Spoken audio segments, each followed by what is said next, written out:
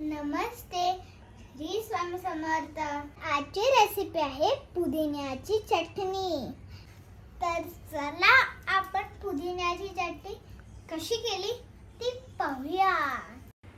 नमस्कार, स्वागत आहे आपलं। आज आपण करणार आहोत पुदिन्याची चटणी। तर त्यासाठी आपण साहित्य काय काय घेतले ते बघूया।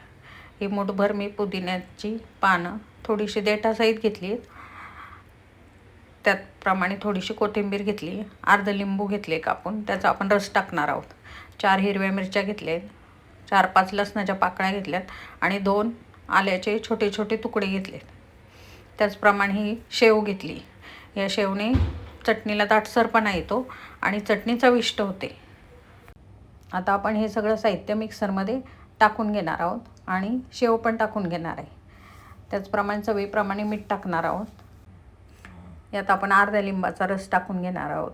ही चटणी छान आंबट गोड तिखट होते। सँडविच बरोबर, टिक्की बरोबर आपण खाऊ शकतो। लहान मुलांना सॉसऐवजी ही चटणी दिली तरी मुलं आवडीने खातील। यामध्ये आपण अर्धा चमचा साखर टाकणार आहोत आणि ही चटणी छान आपण वाटून घेणार आहोत। तर तयार आहे आपली चटणी। जर तुम्हाला आमचे व्हिडिओज आवडत असतील तर लाईक करा, शेअर करा आणि सबस्क्राईब करा। थँक्यू।